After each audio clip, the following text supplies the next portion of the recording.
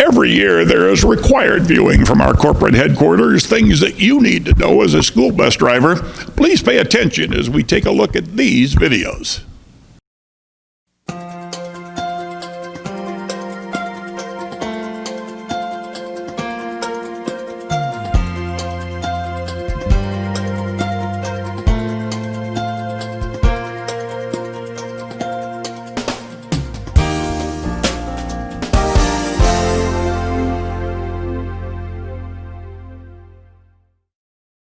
This course on lockout-tagout procedures will help you understand the dangers associated with machinery and equipment, which of course includes buses, that all have the potential to release stored energy, which could hurt you. Lockout-tagout procedures are designed to prevent accidents from happening. OSHA regulates lockout-tagout procedures through the Control of Hazardous Energy Standard, found at 29 CFR 1910.147. This standard requires training, audits, and record keeping to ensure that workers will not be injured by unintentionally energized equipment. Lockout-tagout procedures must be followed at all times at all facilities. But first, you have to understand what could happen and how you can prevent it. Lockout-tagout procedures are designed to prevent accidents from happening when machinery is being repaired or serviced. To prevent injury, an appropriate lock is affixed to prevent the release of energy, or a tag is placed in a way that warns anyone that there is a potential for an unwanted release of energy that could result in injury. As a bus driver, the only machinery you should come in contact with is your bus. It can become a hazard to you or others when it's being worked on. The goal of lockout-tagout is to prevent a machine, such as a bus, from being started while someone is working on it. The lockout-tagout standard covers two groups of employees, authorized and affected. An authorized employee is almost always the technician or maintenance employee. In other words, the authorized person is the employee who is authorized to work on equipment. Just about everyone else is an affected employee. That means the operators and drivers, but it could also mean another maintenance employee, a supervisor, or a manager. Authorized employees are responsible for following very specific lockout-tagout procedures before working on any machinery. Affected employees are responsible for knowing how to identify a piece of machinery that must not be touched and to leave it alone. As a driver, you're responsible for conducting a daily pre-trip inspection of your bus before you drive it. During the inspection, look for defects that can compromise safety. Different state regulations identify different aspects of the bus as safety-related, but some requirements apply to all buses everywhere, things like tires, brakes, and lights. If you identify a safety-related problem during a pre-trip inspection, notify your supervisor or the maintenance shop so that the repairs can be made. Never drive a bus with safety-related defects. Stop now and discuss the specific safety-related out-of-service criteria at your location. Once you notify the shop that a bus has a safety-related defect, the technician will put it out of service before making any repairs. If the bus can't be locked out, a tag must be used.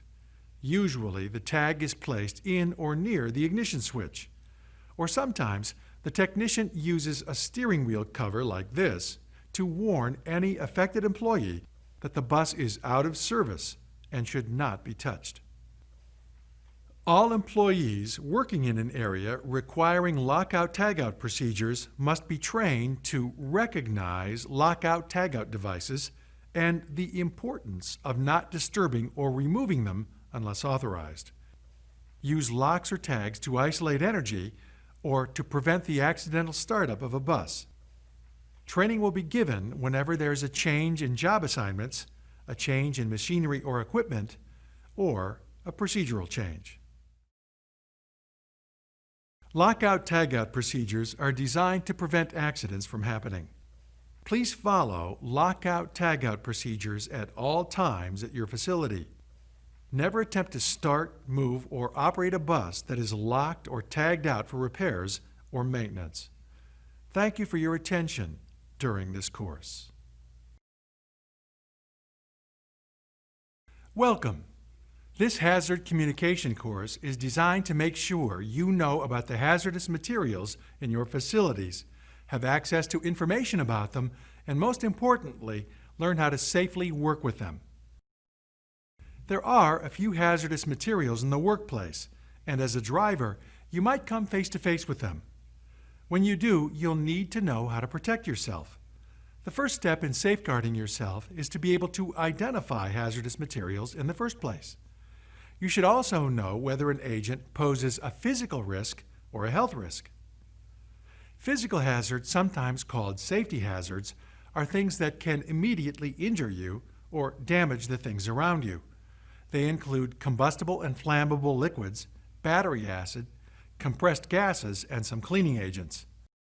Health hazards are chemicals that can affect or damage your health. A health hazard could show up as a simple skin rash, or you could develop cancer or anything in between. Health hazards can be acute, meaning that you can have an immediate reaction, or chronic, meaning the symptoms may slowly come on over time.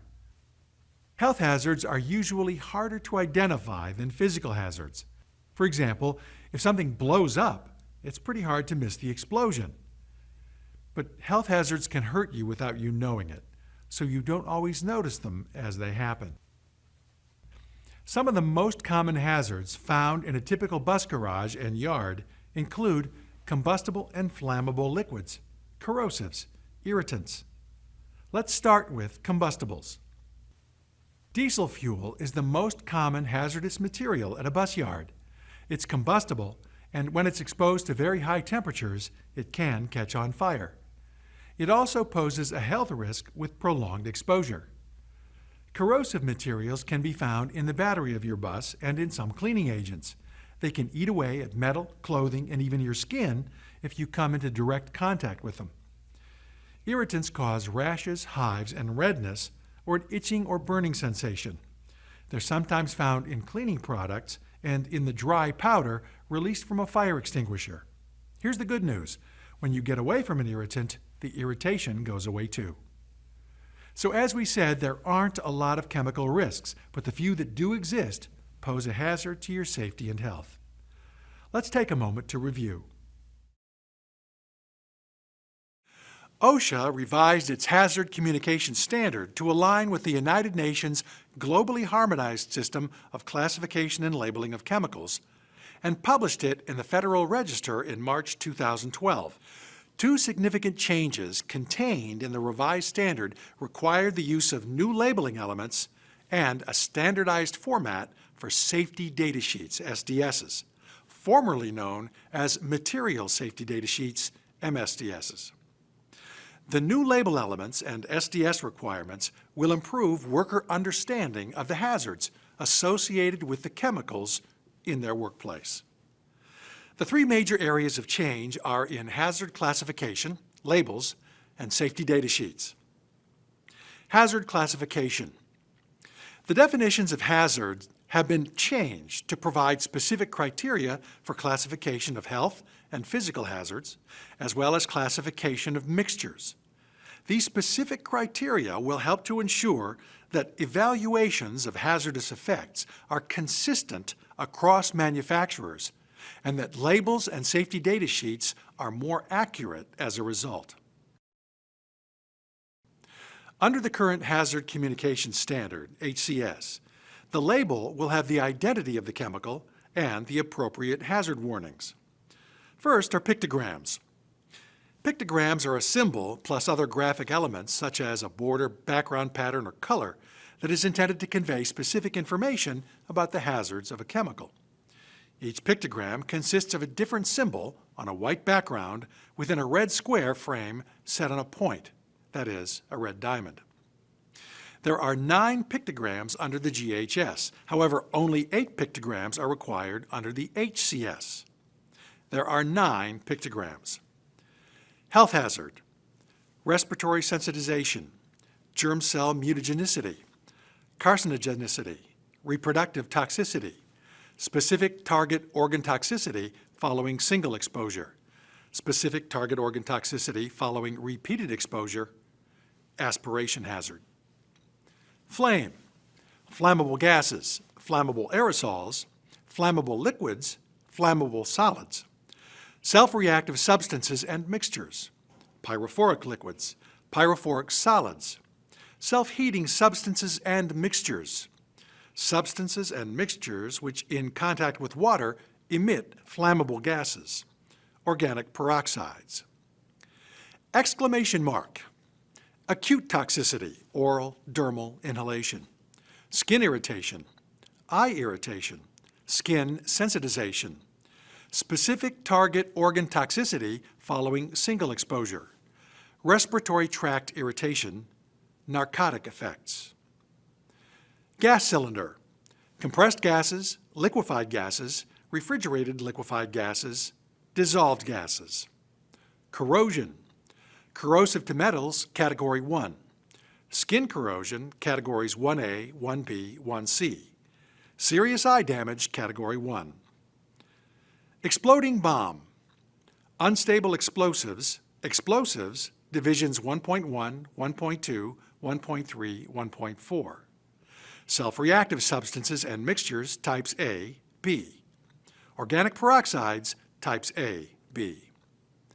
Flame over circle, oxidizing gases, Category 1. Oxidizing liquids, Categories 1, 2, 3. Oxidizing solids, Categories 1, 2, 3.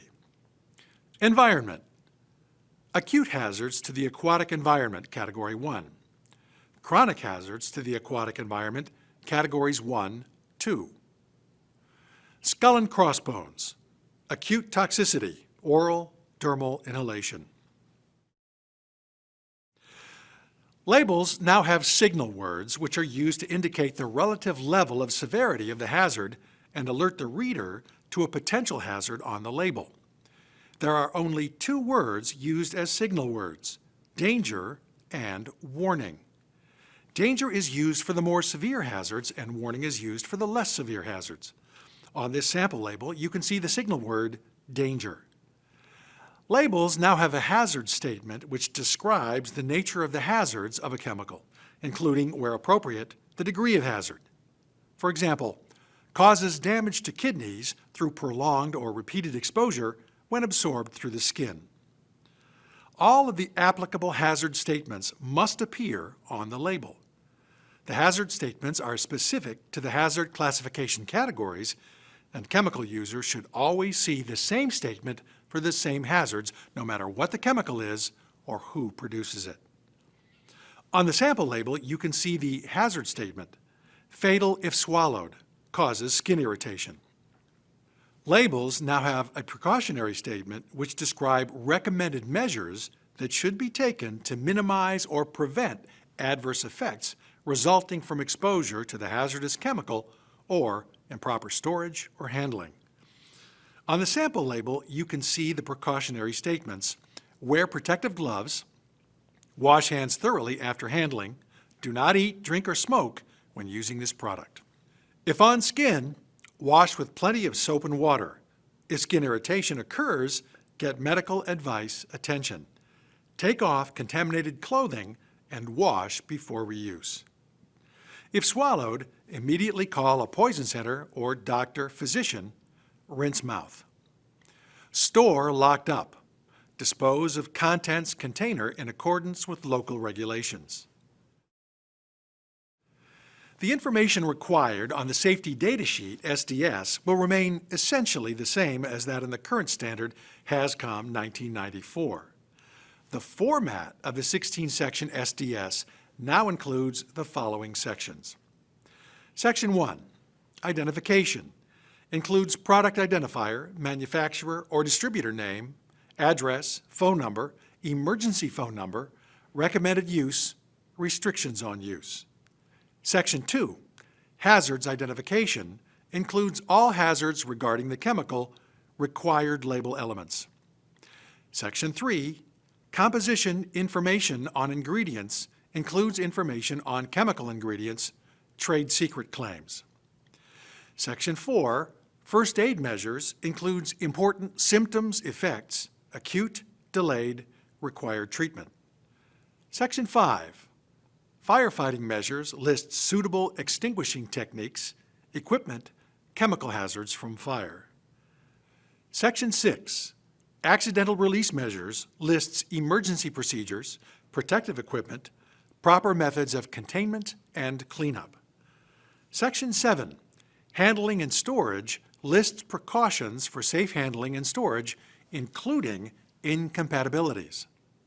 Section 8, Exposure controls personal protection, lists OSHA's permissible exposure limits, PELs, threshold limit values, TLVs, appropriate engineering controls, personal protective equipment, PPE. Section 9, Physical and chemical properties, lists the chemical's characteristics.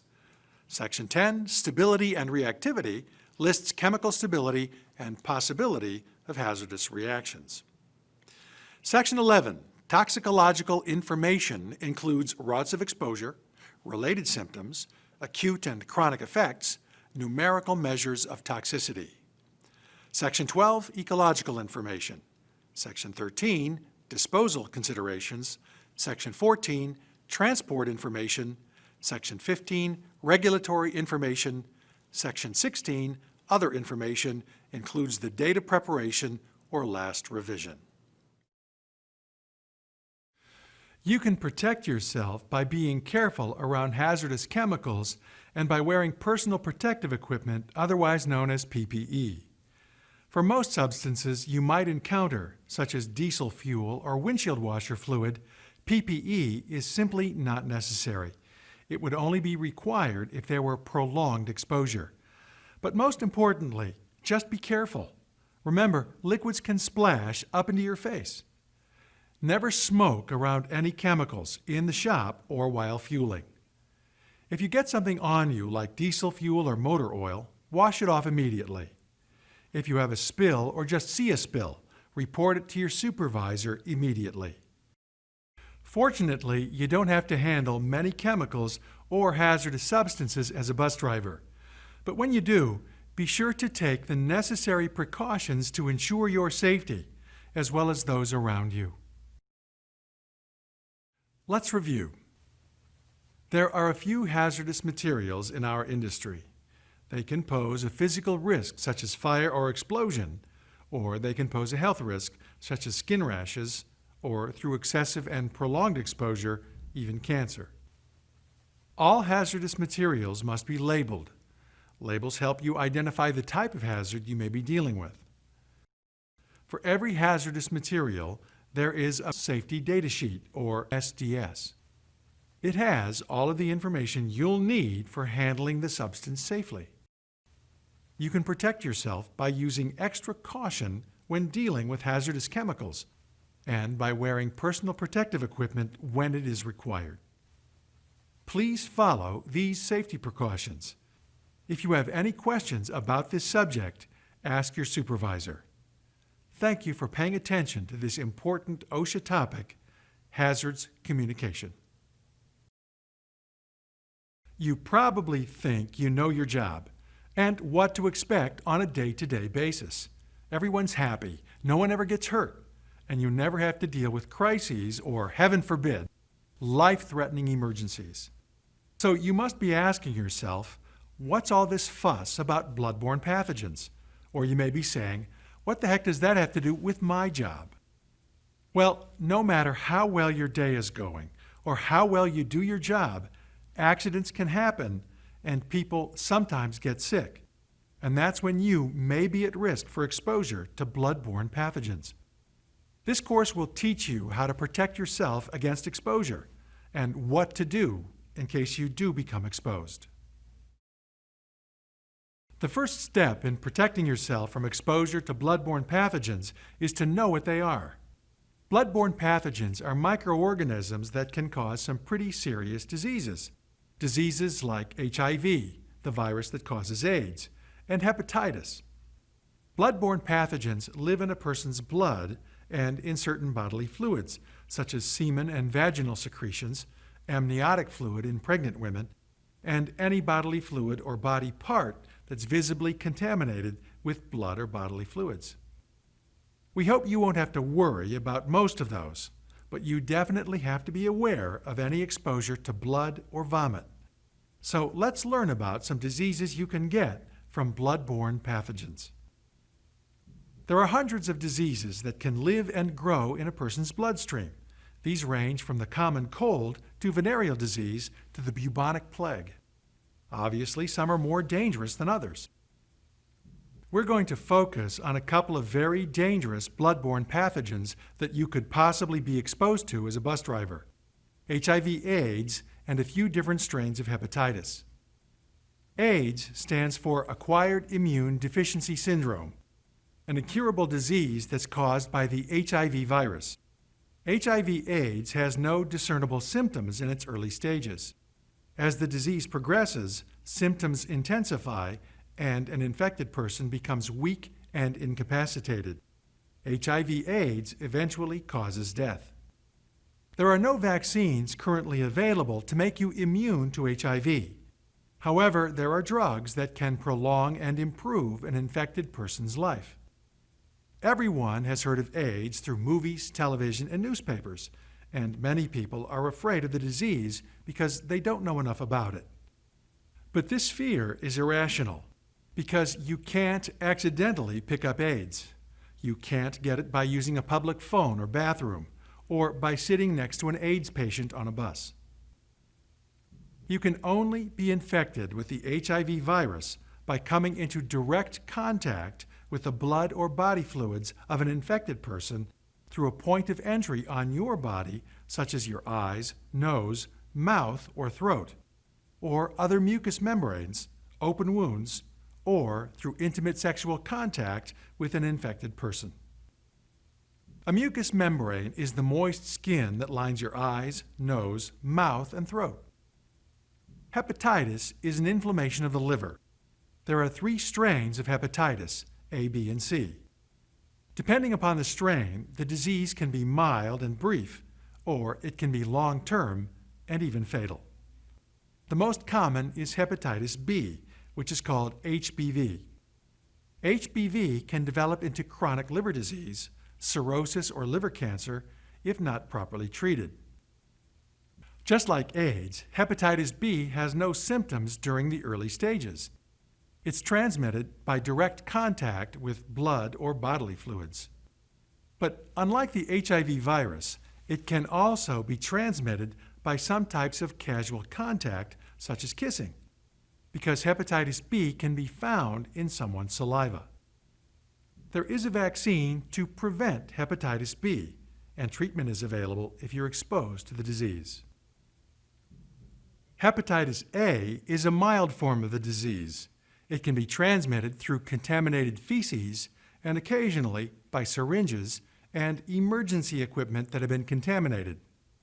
But the good news is there's a vaccine to prevent hepatitis A and a treatment that works if you're exposed. Unfortunately, you won't do so well with hepatitis C. It's the deadliest of the 3 strains. About half the people infected go on to get chronic liver disease, and some of them even get cirrhosis and liver cancer. Hepatitis C can be transmitted by contact with blood and some bodily fluids, but not by saliva. There is no vaccine or cure for hepatitis C at this time. Let's do a quick review. Exposure happens when you come into direct contact with the blood or other potentially infectious fluids of an infected person. But remember, exposure is not infection. You can only become infected if your bodily fluids mix with the infected person's bodily fluids. That means that their fluids have to come in contact with your eyes, nose, mouth, other mucous membranes or open wounds, or you have to have intimate sexual contact with an infected person. So, how do you avoid something you can't see? The answer is universal precautions. Universal precautions simply means you automatically assume every drop of blood or other potentially infectious material is definitely infected. So you protect yourself no matter what the situation. Imagine this. A passenger falls on your bus and gets a cut. Now, what should you do in this situation? Should you clean the wound with your bare hands? Absolutely not. In this situation, do not touch the passenger. Direct the other passengers to move away from the injured person and call for help. The paramedics will provide the right kind of care to the passenger and will also clean up any mess left behind. As soon as you complete your shift, report the incident so that the bus can be thoroughly cleaned and disinfected. If you are directly exposed, don't panic. Remain calm and report the incident to your supervisor. Provide as much detail as possible when reporting the exposure, such as the passenger's name, address, how the incident occurred, who else was involved, etc. Follow the instructions your supervisor gives you. We hope you never have to deal with a situation this extreme, but let's face it, the chances are high you'll have to deal with scrapes, bloody noses, and vomit from time to time. So what do you do in these situations? First, always assume the fluid in the blood or vomit is infected and take universal precautions to protect yourself and the other passengers. Move the other passengers away from the fluid as quickly as possible. Next, find your body fluid cleanup kit and, if needed, the first aid kit. Every vehicle should have both of these kits on board. Find the gloves in the body fluid cleanup kit and put them on before you do anything else. If the child has a bloody nose or a small cut, give them the gauze from the first aid kit and instruct them to hold it against their nose or cut until the bleeding stops. If the child has vomited while en route, clean up the vomit the best you can and continue the route. When back in the yard, the bus will need to be thoroughly cleaned. Once at school, direct the child to the school first aid station. If a teacher is available, ask for their help. If the incident happens on the way home, tell the child to immediately go and see their parent or guardian. The most important thing for you to remember is to always take universal precautions anytime you're exposed to any type of bodily fluid. We don't want to frighten you, but blood-borne pathogens are serious business. If you have questions, don't hesitate to ask your supervisor.